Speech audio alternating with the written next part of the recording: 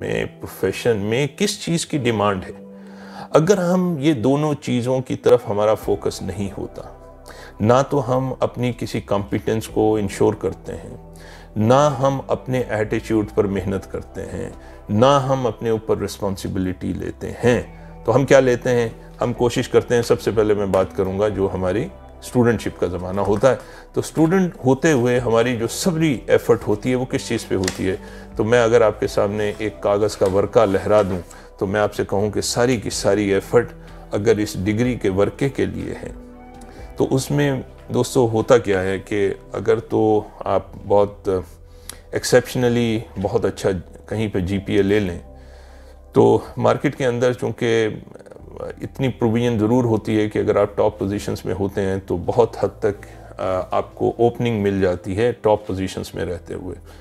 لیکن پرابلم تو یہ ہے کہ ہمارے 99.9% جو اسٹوڈنٹس ہیں وہ ٹاپ پوزیشنز میں نہیں ہوتے ہیں. تو ان کا اکثریت کا کیا معاملہ ہوگا؟ تو اکثریت کا معاملہ پھر یہ ہوتا ہے کہ پھر جس وقت وہ مارکیٹ میں جاتے ہیں اور ان کے پاس نہ تو وہ ڈیزائرڈ ریکوائرڈ ایٹیچیوڈ ہوتا ہے، میں اس بات کو اہمیت دے رہا ہوں بار بار کیونکہ یہ کمپیٹنس ہی کا حصہ ہے، اور نہ ان کے پاس رسپانسبلٹی اون کرنے کی کوئی ان کی ذہن سازی ہوئی ہوتی ہے، اور نہ ان کے اندر یہ چیز ہوتی ہے کہ وہ یہ سوچیں یا سمجھیں کہ مجھے اپنی کمپیٹنس کو بڑھانا ہے. اچھا، اب یہاں پہ کیا کیا جائے؟ اب سوال یہ ہے کہ یہ تو ایک پرابلم ہے اور یہ ایک ڈیزائرڈ آؤٹ کم ہے، کیا جائے؟ تو کرنے کی جو چیز ہے دوستو وہ میں یہ کہوں گا کہ سب سے پہلے جب آپ اپنی اسٹوڈنٹشپ کے زمانے میں ہیں تو کمپیٹنس کو 4 حصوں میں پہلے ہم ڈیوائیڈ کر لیتے ہیں. جب کمپیٹنس کا ایک اسکیل اگر آپ بنائیں گے تو اس کے 4 کوارڈرنٹس آپ کہہ لیں. پہلا کوارڈرنٹ کہلاتا ہے جو اویئرنیس ہوتی ہے، یعنی آپ کسی بھی شعبے میں آپ انجینئرنگ کر رہے ہیں، آپ میڈیکل کر رہے ہیں، آپ چارٹرڈ اکاؤنٹنسی کر رہے ہیں، آپ کوئی بھی میڈیا کی اسٹڈی کر رہے ہیں، سائیکالوجی پڑھ رہے ہیں، تو اس کی جو نالج ہوتا ہے کسی بھی حوالے سے کمپیٹنس ہوتی ہے کسی فیلڈ میں 4 کوارڈرنٹس میں. نمبر 1 اویئرنیس کا کوارڈرنٹ ہوتا ہے. نمبر 2 اس کے بعد نالج کا کوارڈرنٹ ہوتا ہے. نمبر 3 اس کا اسکل کا کوارڈرنٹ ہوتا ہے. نمبر 4 اس کی ماسٹری کا کوارڈرنٹ ہوتا ہے. اچھا، اگر یہ 4 ہم کوارڈرنٹس کی بات کہتے ہیں، awareness, knowledge, skill and mastery, تو یونیورسٹی میں کالج میں آپ کے پاس چانس ہوتا ہے کسی بھی سبجیکٹ کی اویئرنیس اور نالج کو حاصل کرنے کا، کیونکہ اس سبجیکٹ کے بیسک پرنسپلز کیا ہیں، اس سبجیکٹ کی بیسک پیرامیٹرز کیا ہیں، اس کے بارے میں ایک عمومی آپ کو جو نالج ہے اس کی ضرورت ہوتی ہے. تو اب آپ اس سبجیکٹ کے بارے میں جتنا سیریسلی اس کو پڑھتے ہیں اس نالج کو حاصل کرنے کے لیے، تو اتنی آپ کے اندر ایک بیس، ایک فاؤنڈیشن بننا شروع ہو جاتی ہے. اچھا، اب یہاں پہ ایک سوال ہوگا کہ چونکہ ہماری یونیورسٹیز میں، کالجز میں ذہن سازی صرف جی پی اے کی ہوتی ہے، تو میں یہ ضرور کہوں گا کہ اپنی جی پی اے کو جو آپ کو وہاں سے لینا ہے، آپ ایٹ لیسٹ اس تھریش ہولڈ ویلیو سے ضرور اوپر رکھیں جس کے اندر آپ کو انڈسٹری میں یا جہاں پہ انٹری لیول کی پوزیشنز کے اوپر جس وقت کال کیا جائے تو آپ اس بریکٹ میں موجود ہوں. مان لیجئے اگر مارکیٹ کے اندر جی پی اے کی ویلیو 3.1 3.2 سے ابو میں اچھی انڈسٹریز آپ کو کال کر لیتے ہیں انٹرویو کے لیے، تو یہ تھریش ہولڈ ویلیو کو ضرور اپنے ذہن میں رکھیں. لیکن اصل ٹارگٹ، اصل فوکس نالج کو حاصل کرنے میں رکھیں، اس بیسک پرنسپل کو سمجھنے پہ حاصل کریں، کانسیپٹ پہ حاصل کریں.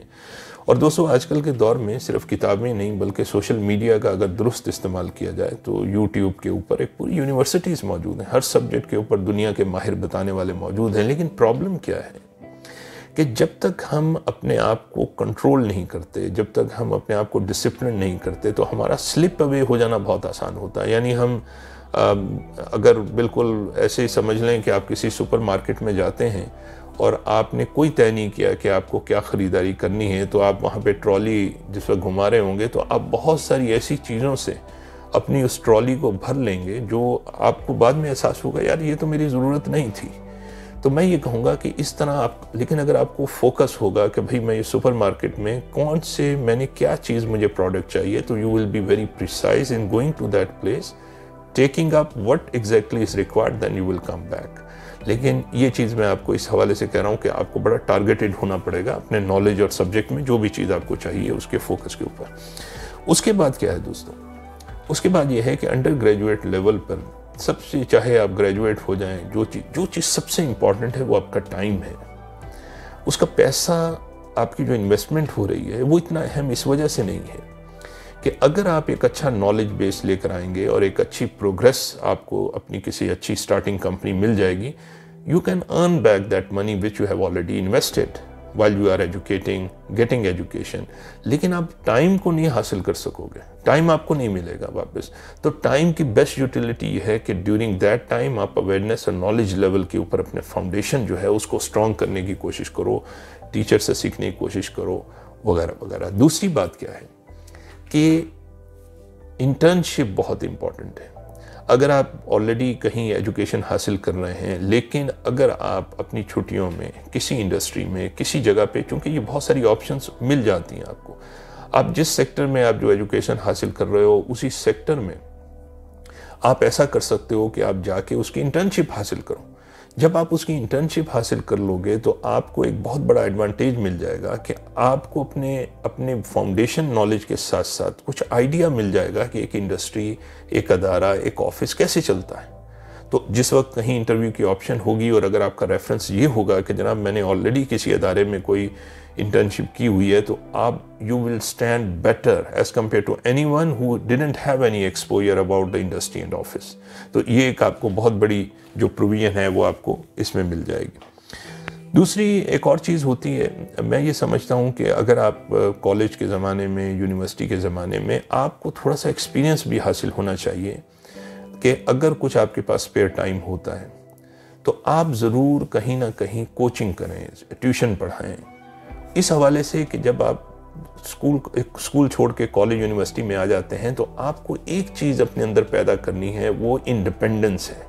आपको अपने अखराजात के लिए, जो ऑफ कोर्स स्टूडेंटशिप के ज़माने में बहुत कितने ज़्यादा होते होंगे, आप ऑफ कोर्स आप उसको मैनेज कर सकते हो। अगर आप अपने एक्सपेंस को अपनी ट्यूशन से, अपनी कोचिंग से, अपनी उससे हासिल करना शुरू कर दो, उसके दो फ़ायदे हो जाएंगे। एक फ़ायदा तो ये होगा कि तुम लोगों को सबसे पहले एक कम्युनिकेशन मिल जाएगी, यानी आपको जब आप पढ़ाते हैं तो आपके अंदर एक एबिलिटी पैदा हो जाती है, आप कम्युनिकेशन आपकी बेहतर हो जाती है, आप किसी को बता सकते हो, समझा सकते हो।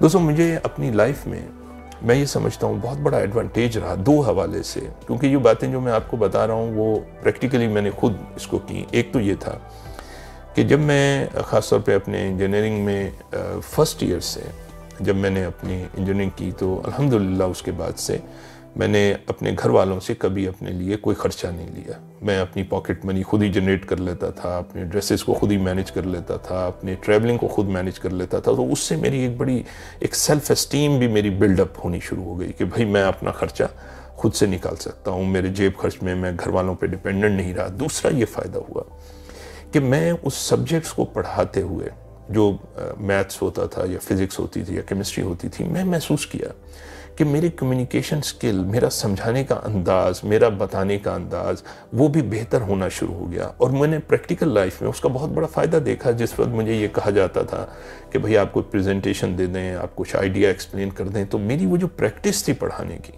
उसने मुझे बहुत हेल्प किया। और मैं इस हवाले से ये भी कहूँगा कि मेरे जहन में चूँकि हमेशा एक गिविंग मोड रहा, तो मैंने बहुत सारे मामलात में अपने दोस्तों को, जिस वक्त मैं अपने कॉलेज के ज़माने में था, तो मैं अपने क्लास फेलोज़ को भी मैं ट्यूशन दे दिया करता था। मैं उनसे कोई चार्ज नहीं करता था, मेरे क्लास फेलो होते थे, लेकिन हमेशा देने के जज्बे में, पढ़ाने के जज्बे में, कम्युनिकेशन के जज्बे में।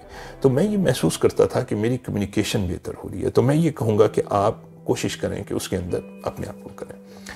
तीसरा ये है कि आप जो हमारे सोशल मीडिया में, ख़ासतौर पर लिंक्डइन प्रोफेशनल प्लेटफॉर्म है, वहाँ पे आप अपना प्रोफाइल बनाएं। जब आप स्टूडेंट हैं, जब आप प्रोफाइल बना लेंगे वहाँ पे, तो आपको एक फ़ायदा मिल जाएगा। एक तो ये हो जाएगा कि आपको लिंक्डइन एक प्रोफेशनल वर्ल्ड है, आप उसको स्क्रॉल करते रहेंगे तो आपको इस बात का अंदाज़ा होता रहेगा कि प्रोफेशनल दुनिया में क्या हो रहा है, या बहुत सारे ग्रुप्स हैं जो आप ही की फील्ड से रिलेटेड हैं, आपको उसके बारे में कोई लेटेस्ट न्यूज़ पता लगती रहेंगी, कोई लेटेस्ट। और उसके अंदर आप ये भी कर सकते हैं कि आप अपने तौर पे भी उस तरह के ग्रुप्स में अपना कोई इनपुट डाल सकते हैं, कुछ आइडिया शेयर कर सकते हैं, कोई चीज़ आप उसकी प्रेजेंस शो कर सकते हैं, कुछ अपनी फील्ड के लोगों के साथ नेटवर्क बना सकते हैं। دیکھیں جہاں میں نیٹ ورک کی بات کروں گا نا تو ہمارے یہاں پہ ایک تھوڑا ڈائلیما ہے کہ ہمارے چونکہ اسٹوڈنٹس کو یہ ایتھکس نہیں بتائے جاتے کہ سوشل میڈیا کو یوز کرنے کی کیا ایتھکس ہیں.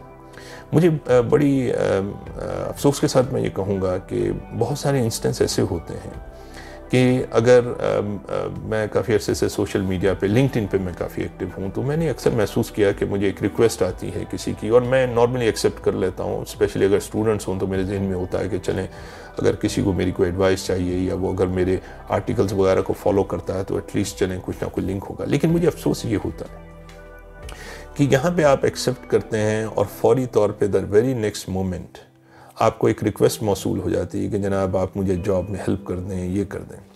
دوستوں میں آپ کو ایک بات بتاؤں, اپنے آپ کو نا اپنی ڈگنیٹی کو کبھی بھی لو پروفائل پہ نہ دیں, اپنے آپ کو کبھی اس طرح تھرو نہ کریں, اس طرح نہ کریں. ابھی آج صبح کی بات ہے, میں اپنے پروفائل ایک میسیج آیا اور وہ میسیج کیا تھا, وہ میرا خیال ہے کہ ایک پروفیشنل نے, اور مجھے بڑا افسوس ہوا, وہ ایک صاحب ہیں کہیں میرا خیال ہے آپریٹر ہیں کسی ریفائنری وغیرہ میں, تو انہوں نے ایسے اپیل کی تھی اس کے اوپر کہ مجھے بڑی حیرت ہوئی. مجھے یہ لگا کہ پروفیشنل ورلڈ میں آپ کو you have to sell your credentials.